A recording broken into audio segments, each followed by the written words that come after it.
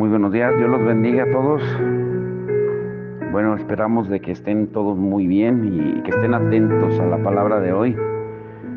Y gracias a Dios por las redes sociales, porque pues estábamos viendo de que ya hay casi más de 150 estudios subidos en las redes sociales y pueden consultarlos ahí en las páginas de YouTube, Creo en Ti, Iglesia, o en la página de Facebook también.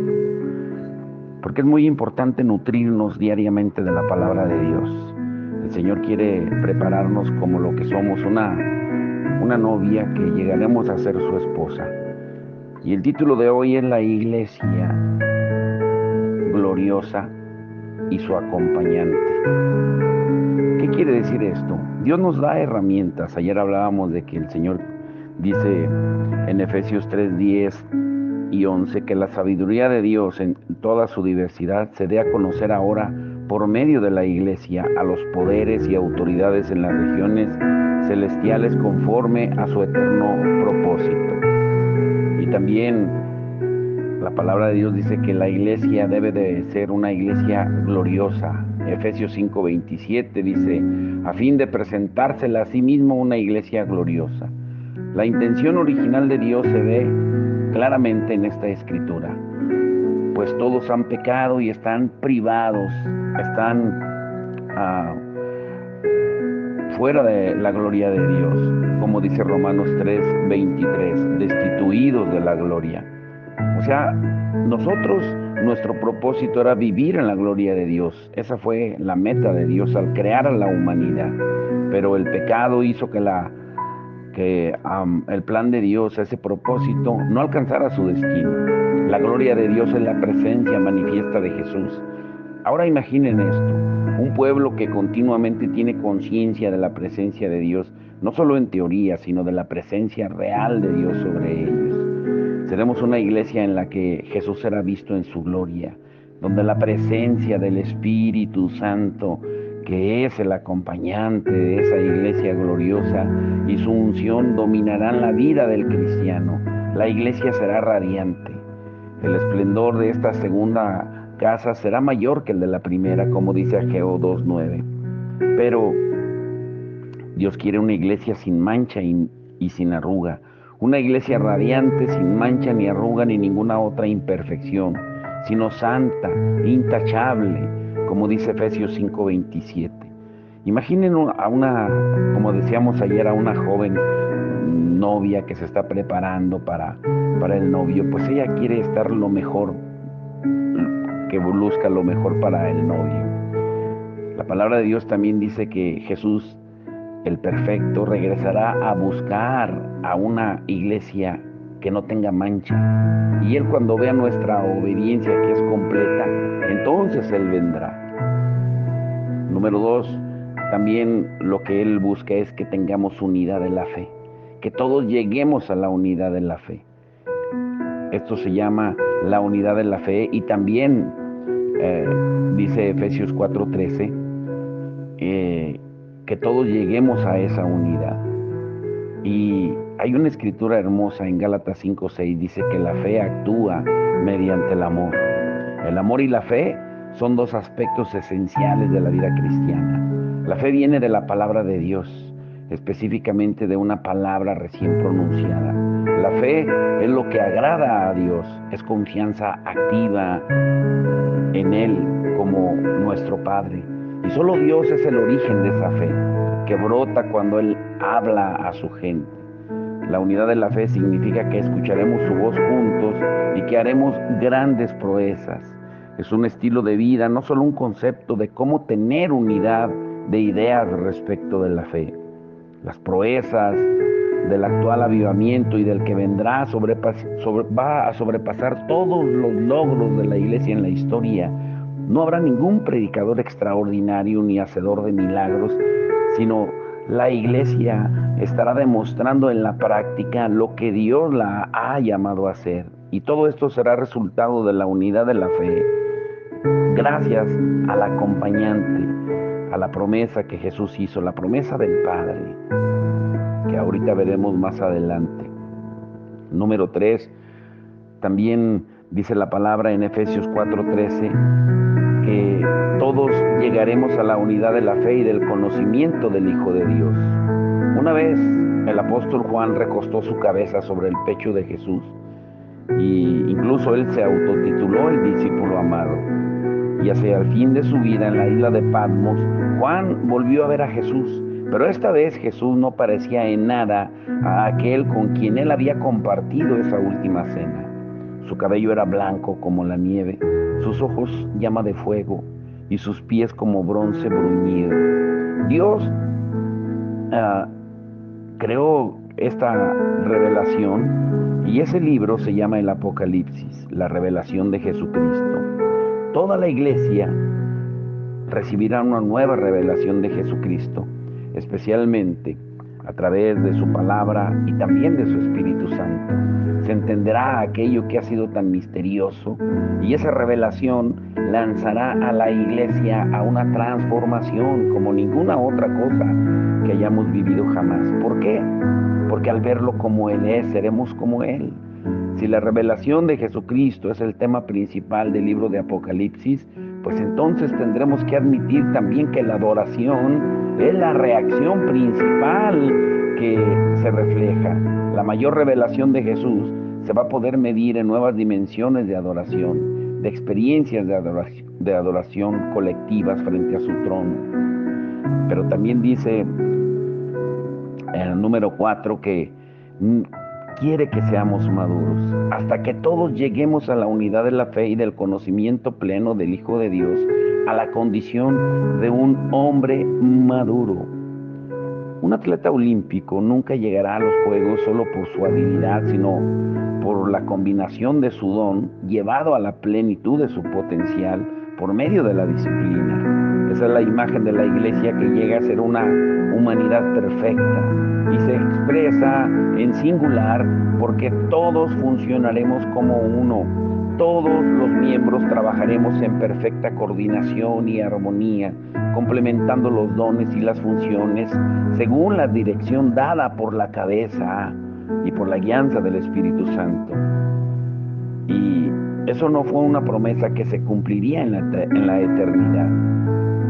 Aunque no creo que hable de perfección en términos humanos, sí creo que hay una madurez de función sin envidias, que irá desarrollándose a medida que la presencia de Dios se haga más manifiesta.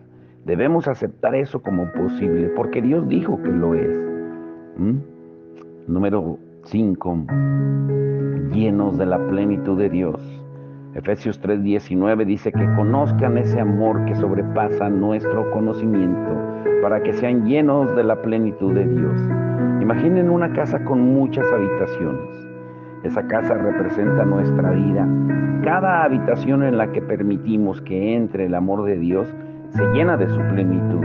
Esa es la imagen que pinta este versículo. La iglesia conocerá el amor de Dios por experiencia. Es algo que supera nuestra capacidad de comprensión. Esa íntima relación de amor con Dios nos ayudará a recibir todo lo que Él ha deseado darnos desde el comienzo de los tiempos. Por eso dice que hasta que todos lleguemos a la unidad de la fe y del conocimiento pleno del Hijo de Dios, a la condición de un hombre maduro. El amor de Dios conocido por experiencia y la correspondiente plenitud del Espíritu Santo es lo que se necesita para llevarnos a la plena estatura de Cristo.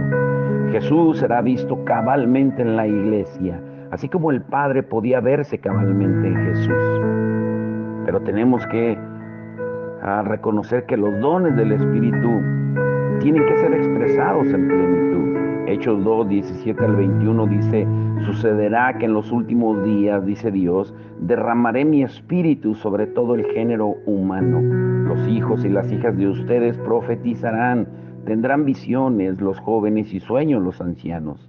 En esos días derramaré mi espíritu aún sobre mis siervos y mis siervas y profetizarán. Este pasaje citado de Joel 2 no se ha cumplido por completo. Tuvo un cumplimiento inicial en Hechos 2, pero su alcance va mucho más allá de lo que aquella generación podía cumplir. Primero, todo el género humano nunca ha sido tocado por ese mover. Pero eso sucederá en el próximo mover de Dios. Serán rotas todas las barreras raciales, económicas, sexuales y de edad. El derramamiento del Espíritu Santo en la última generación alcanzará a todas las naciones de la tierra, liberando los dones del Espíritu en plenitud sobre su pueblo y a través de él. Pero tiene que ser predicado el Evangelio, como Jesús lo dijo en Mateo 24:14.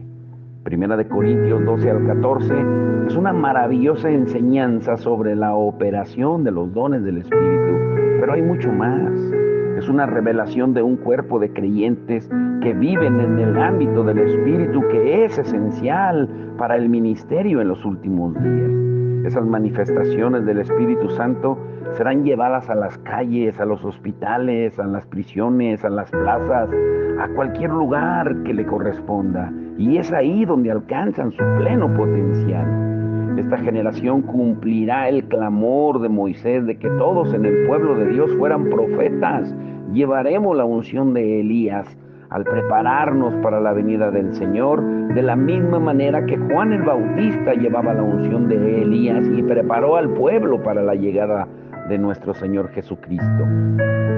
Jesucristo dijo en Juan 14:12 que el que cree en Él, las obras que Él hacía, también Él las haría y aún las haría mayores, porque Él dijo, yo vuelvo al Padre. Este es el punto número 6, mayores obras. La profecía de Jesús en el sentido de que haremos obras más grandes que las que Él hizo, eso estimuló, motivó a la iglesia a buscar algún significado para esa afirmación que es en verdad muy simple. Muchos teólogos tratan de honrar las obras de Jesús, declarándolas inalcanzables. Y eso es religión, motivada por la incredulidad. El hecho de que por tratar de honrar la obra de Jesús en la tierra, no tengamos en cuenta lo que Él prometió, eso no impresiona a Dios. La afirmación de Jesús no es difícil de entender. Mayores significa mayores. Y las obras a las que Él hace referencia son señales y prodigios. ¿No será una deshonra para Él tener una generación que lo obedece y va más allá de la marca que Él dejó? Él nos demostró lo que puede hacer una persona que tiene al Espíritu sin medida. ¿Qué podría hacer que millones de personas obren así? Eso era lo que Él quería decir. Y se convirtió en su profecía.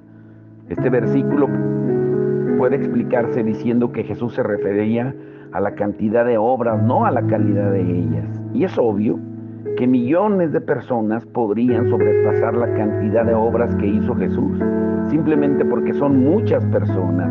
Pero eso es restarle fuerza a la afirmación de Jesús. La palabra mayores es la palabra misón en griego y se le encuentra 45 veces en el Nuevo Testamento y siempre se usa para hacer referencia a calidad, no a cantidad. Lean Mateo 6:12. Y número 7, venga tu reino. Jesucristo dijo, venga tu reino, hágase tu voluntad en la tierra como en el cielo.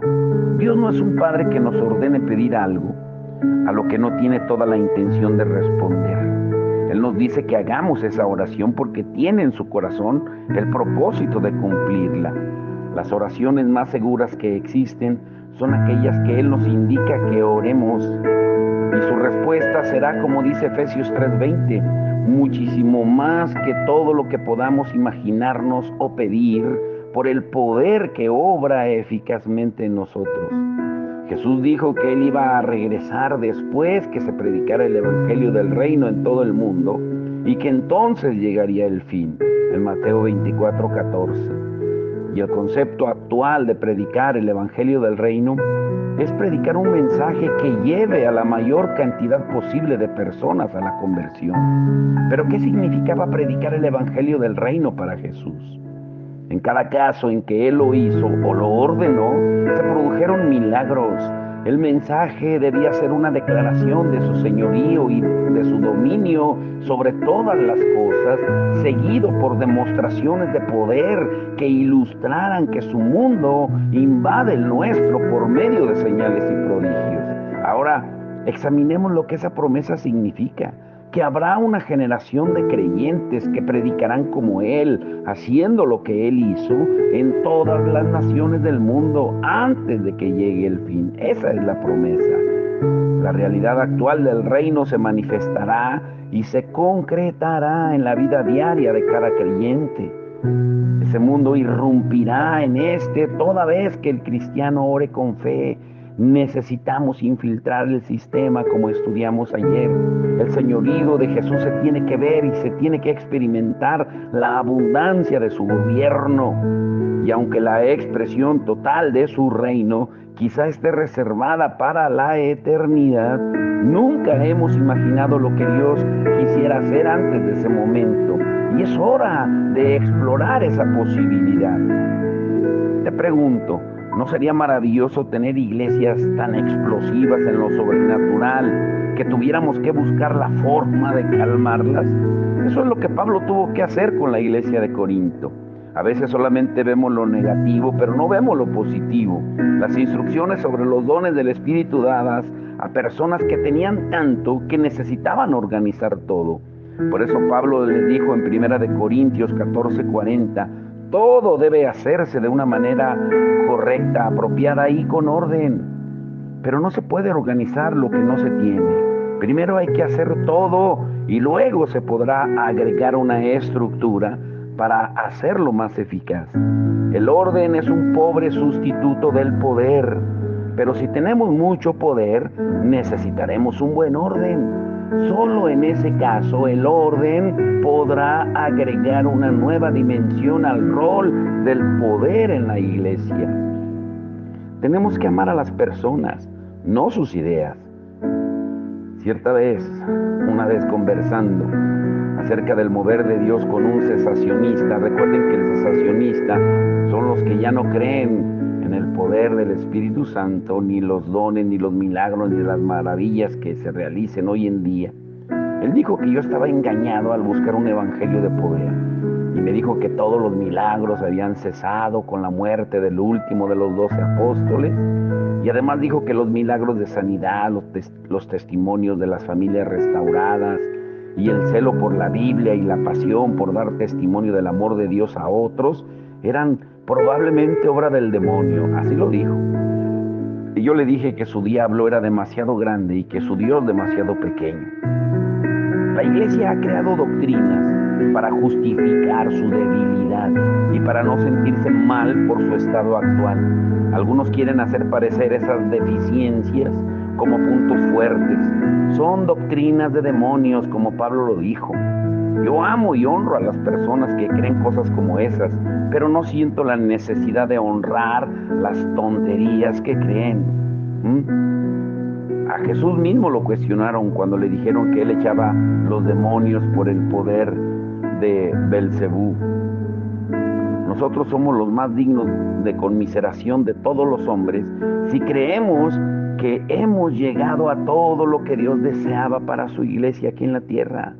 Toda la historia de la iglesia está edificada sobre una revelación parcial. Todo lo que ha sucedido en la iglesia en los últimos 1900 años es poco comparado con todo lo que la iglesia primitiva y en el libro de Hechos tenía y que perdió también. Cada mover de Dios ha sido seguido por otro, solo para restaurar lo que se había dejado y olvidado. Pero aún no hemos llegado a la misma medida que ellos alcanzaron, ni hablar de superarla. Pero ni siquiera la iglesia primitiva cumplió todo lo que Dios deseaba para su pueblo. Ese privilegio está reservado para los que estamos en este último tramo de la carrera. Es nuestro destino. Y por maravillosas que sean nuestras raíces espirituales, no son suficientes. Lo que era bueno para ayer no alcanza para hoy. Insistir en quedarnos con aquellos por lo que lucharon nuestros padres es un insulto para ellos. Ellos arriesgaron todo para buscar algo nuevo en Dios. Y no es que todo deba cambiar para que fluyamos con lo que Dios dice y hace. Es solo que tenemos demasiadas suposiciones sobre la corrección de lo que existe actualmente. Y esas suposiciones nos ciegan a la revelación que aún contiene la Biblia. Y en realidad lo que nosotros consideramos la vida cristiana normal no puede soportar el peso de lo que Dios va a hacer. Debemos cambiar nuestros odres viejos por odres nuevos. Muy poco de lo que conocemos como vida de iglesia va a permanecer inconmovible en los próximos años. Nunca, ni siquiera hemos imaginado lo que Dios tiene preparado para nosotros mientras estamos en la tierra. Él tiene intenciones de grandes cosas. En lugar de permitir que nuestra imaginación y nuestra experiencia nos limiten, persigamos con un hambre renovando cosas que aún no han sido vistas. Cuando busquemos a nuestro extravagante Dios con entrega absoluta, descubriremos que nuestro mayor problema es la resistencia que viene de nuestro propio cerebro. Pero la fe es superior y es hora de que hagamos que Él deje de preocuparse por si encontrará o no encontrará fe en la tierra. El reino está aquí. Oremos por Él, busquémoslo primero y recibámoslo como un niño. En el libro de Apocalipsis revela un principio importante, fundamental. Apocalipsis 19:10 dice que el testimonio de Jesús es el espíritu que inspira la profecía. Un testimonio profetiza lo que puede ocurrir otra vez, declara que es posible otro milagro, muestra a todos los que quieran escucharlo la naturaleza de Dios y su pacto con la humanidad. Lo único que Él busca es alguien que sume su fe al testimonio que fue dado. Dios no hace acepción de personas, por eso hará por ti y por mí lo que ha hecho por otro, porque Él es el mismo de ayer, de hoy y de siempre, y está dispuesto a hacer hoy lo que hizo hace mucho tiempo. Él no ha cambiado. Su palabra dice en Hebreos 13:8 que Jesucristo es el mismo de ayer, de hoy y por los siglos. Isaías 9:7 dice que se extenderá su soberanía y su paz no tendrá fin. En Apocalipsis 11:15, el reino del mundo, dice, ha pasado a ser de nuestro Señor y de su Cristo, y Él reinará por los siglos de los siglos. Ahora pongan mucha atención. Dijimos que el título era La Iglesia Gloriosa y su acompañante. ¿Por qué el acompañante? ¿Por qué necesitamos conocer a ese acompañante de la novia gloriosa que nuestro amado espera? Porque a lo largo de los siglos, Dios se ha venido revelando progresivamente a la humanidad y le ha manifestado su amor, sus características divinas y su persona, pero sobre todo su esencia tripartita. Él siempre se revela a sí mismo como único, como el Dios uno, el único Dios verdadero que existe en tres personas. Dios Padre, a quien ningún hombre ha visto, como dice en Juan 1:18, Dios Hijo, Jesucristo, quien es el Verbo hecho carne, que habitó entre nosotros, como dice Juan 1:14, y Dios Espíritu Santo, quien es la persona de la Trinidad que continuamente guía, conforta y empodera a los creyentes, como dice Juan 14:16. El Padre vive en el ámbito celestial. Jesús está sentado a la diestra del Padre y con autoridad reina para gobernar todo el universo. Y el Espíritu Santo está activo en la tierra, liderando, guiando, acompañando a la iglesia. El Espíritu Santo es el miembro más olvidado de la Trinidad, pese a que su actividad en la tierra es esencial para nosotros como creyentes. Pero solemos ignorar su obra y al hacerlo nosotros somos los que más perdemos. Si queremos vivir la plenitud de Dios, debemos tener un entendimiento renovado de su divinidad, de su unidad con el Padre y el Hijo y de su indispensable obra en nuestras vidas. Por eso Jesús dijo que no nos iba a dejar solos, que nos iba a enviar la promesa del Padre al Espíritu Santo. Y tienen que entender esto muy bien. La unidad del Padre, el Hijo y el Espíritu Santo son inamovibles. El Espíritu Santo coexiste con el Padre y el Hijo. Él comparte su misma esencia y atributos, incluyendo la omnipresencia y la omnisciencia. El Padre es el creador o el originador de todo lo que existe. El Hijo es quien revela al Padre y también el mediador de la raza humana. Y el Espíritu Santo es el administrador de la revelación y la gracia de Dios.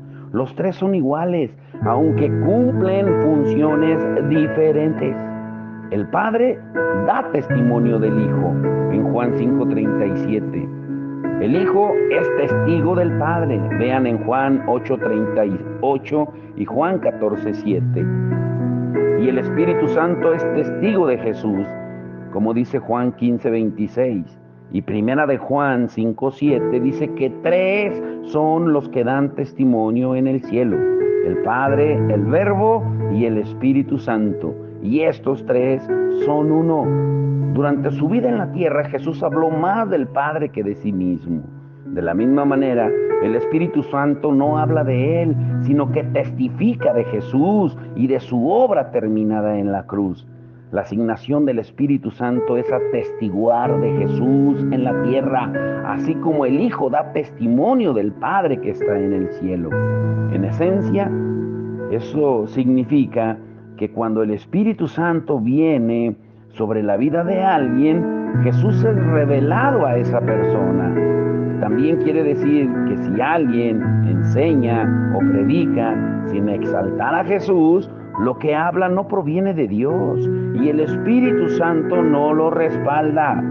Para que el Espíritu Santo manifieste la presencia de Dios, Jesús debe ser revelado. Cuando un predicador exalta a Jesús, el Espíritu Santo se hace presente y confirma el origen divino del mensaje que mañana veremos. Ahora, el Espíritu Santo es un activo participante en la obra del Padre y del Hijo. En varios pasajes, la Biblia nos muestra que el Espíritu Santo fue un activo participante en toda la gran obra de Dios. Vemos, por ejemplo, en Génesis 1, del 1 al 2, que en el principio creó Dios los cielos y la tierra, y el Espíritu de Dios se movía sobre la faz de las aguas. Adicionalmente, el Espíritu aparece envuelto por completo en la creación de la humanidad. Cuando Dios dijo en Génesis 1, 26 y 27, hagamos al hombre a nuestra imagen, conforme a nuestra semejanza. Específicamente, Él estuvo envuelto en la milagrosa concepción de Jesús. Así como el ángel le dijo a María, el Espíritu Santo vendrá sobre ti y el poder del Altísimo te cubrirá con su sombra, por lo cual también el santo ser que nacerá será llamado Hijo de Dios, en Lucas 1:35. Y también vemos al Espíritu Santo participando en la obra de salvación que Jesús completó en la cruz. En Hebreos 9:13 al 14 leemos, porque si la sangre de los toros y de los machos cabríos y las cenizas de la becerra rociadas a los inmundos santifican para la purificación de la carne, cuánto más la sangre de Cristo, el cual mediante el Espíritu eterno se ofreció a sí mismo sin mancha a Dios, limpiará vuestras conciencias de obras muertas para que sirváis al Dios vivo. De la misma forma, Él estuvo presente en la resurrección de Cristo. Por eso la Escritura dice en Romanos 8:11, y si el Espíritu de aquel que levantó de los muertos a Jesús mora en vosotros, el que levantó de los muertos a Cristo Jesús vivificará también vuestros cuerpos mortales por su Espíritu que mora en vosotros. Y vemos también al Espíritu Santo tomando parte directa en el nacimiento de la iglesia. Dice en Hechos 2:1, cuando llegó el día de Pentecostés, los seguidores de Jesús, los discípulos, estaban todos unánimes juntos. Y de repente vino del cielo un estruendo como de un viento recio que soplaba, el cual llenó toda la casa donde estaban sentados, y se les aparecieron lenguas repartidas como de fuego, asentándose sobre cada uno de ellos, y fueron todos llenos del Espíritu Santo, y comenzaron a hablar en otras lenguas, según el Espíritu les daba que hablasen. Como presencia transformadora, el Espíritu Santo continúa siendo un activo participante en las grandes obras de Dios en la tierra, especialmente restaurando a los creyentes en espíritu, en alma y en cuerpo, hasta que se conviertan en la novia pura de Cristo y sean empoderados para predicar el Evangelio del Reino. De la misma forma que Jesús ministró en la tierra, el Espíritu Santo ministra hoy aquí, haciendo la voluntad del Padre quien lo envió. Y eso mantiene a las tres personas de la Trinidad en una completa y constante unidad, ya que ellos trabajan para el mismo propósito y con la misma mente. Una vez más, los tres son indivisibles y la única diferencia entre ellos son las funciones que cumplen y sus ámbitos de operación. Quiero preguntarte, ¿realmente conoces cuáles son las características del Espíritu Santo? ¿Cuáles son sus funciones? ¿Cuál es su propósito? ¿Cómo fluye el Espíritu Santo entre nosotros? ¿Y cómo sabemos que verdaderamente estamos bajo el liderazgo y la guía del Espíritu Santo? ¿Cómo nos acerca el Espíritu Santo al Padre y a Jesús? Necesitamos conocer más a ese acompañante divino de la novia. Pero el error, para ir concluyendo, de la gran mayoría de la iglesia de Cristo es de que sabemos mucho de la novia, conocemos mucho de la novia, hablamos mucho de las necesidades de la novia. Me estoy refiriendo a la iglesia y nos enfocamos mucho en lo que la novia necesita, ser sanada, liberada, limpiada, restaurada. Pero ¿qué tanto conocemos del acompañante? Necesitamos conocer a ese acompañante sobrenatural. Necesitamos un encuentro sobrenatural con el Espíritu Santo, ese acompañante divino.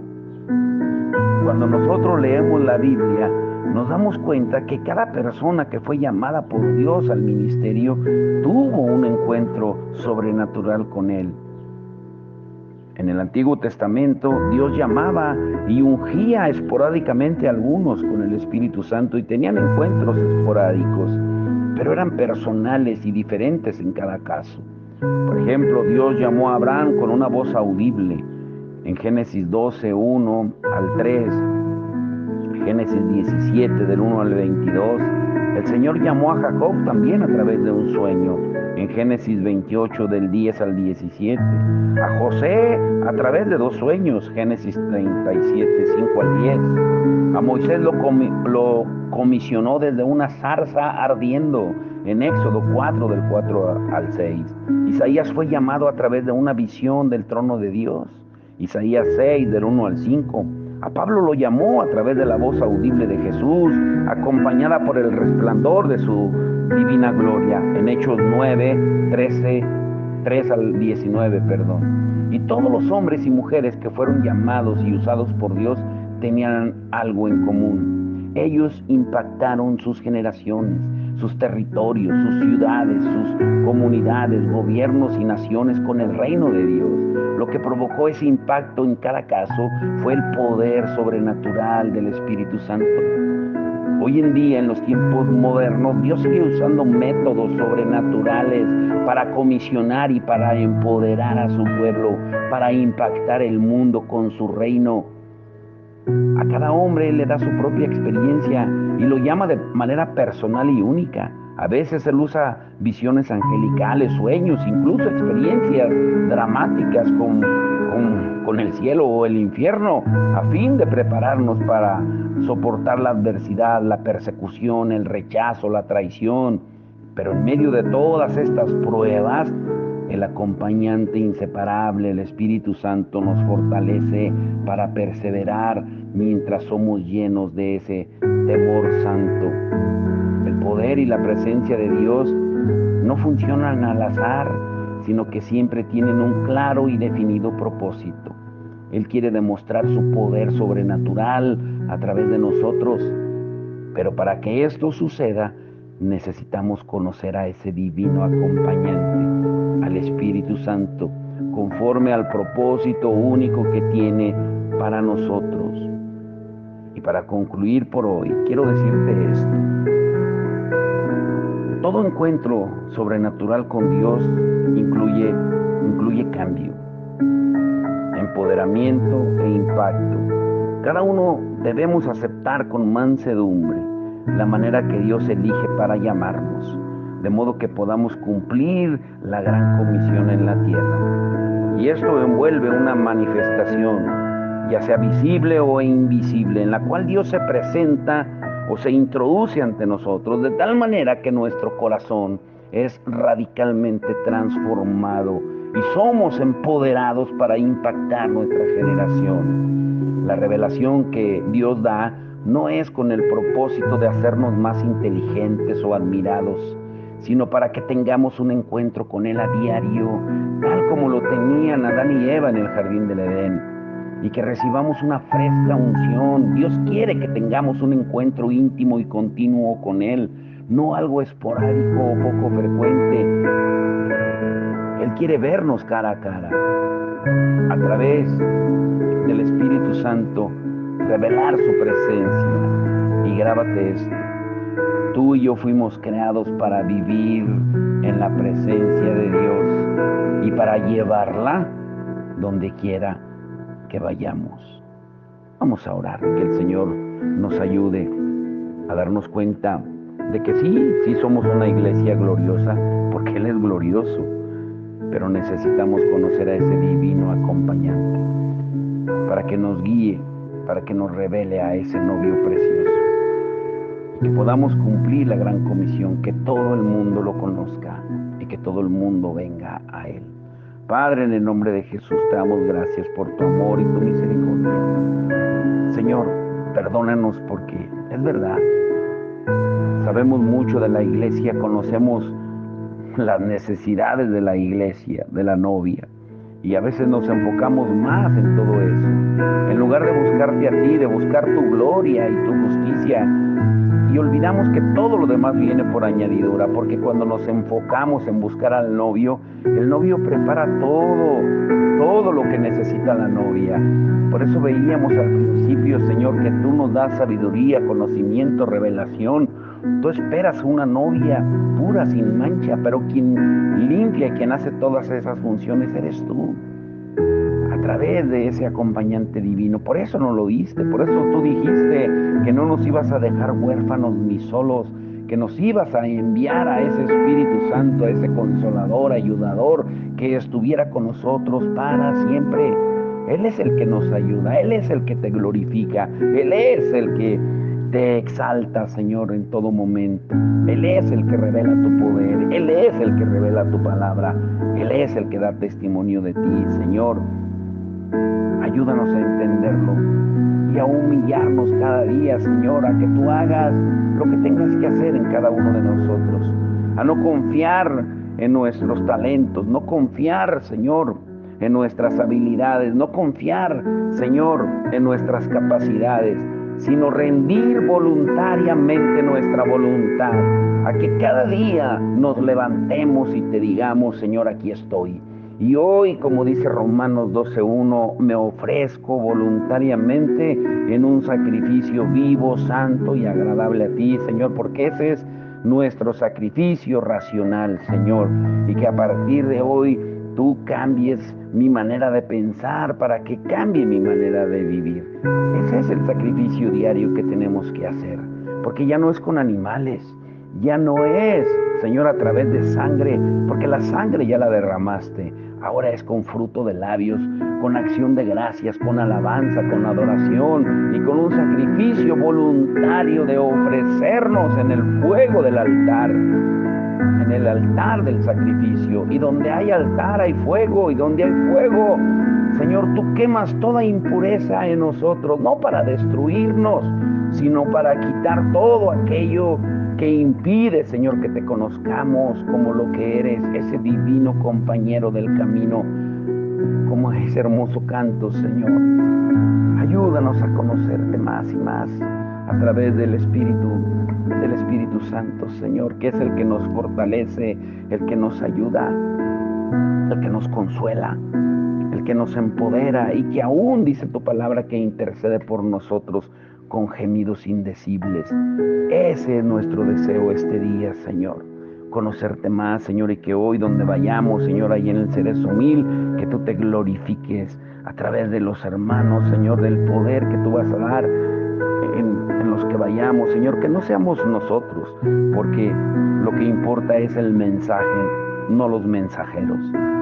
Y el mensaje más importante es el tuyo, Señor. No lo que nosotros hablemos con nuestras palabras, sino lo que tú hablas a través de tu palabra.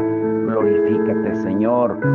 Y toda necesidad de tu pueblo, Señor, sea de física, de salud, financiera, Señor, o alguna relación rota, familiar, que seas tú obrando con poder, Señor. Pero hoy es el día de comprometernos a conocer más a esa novia gloriosa y a su acompañante.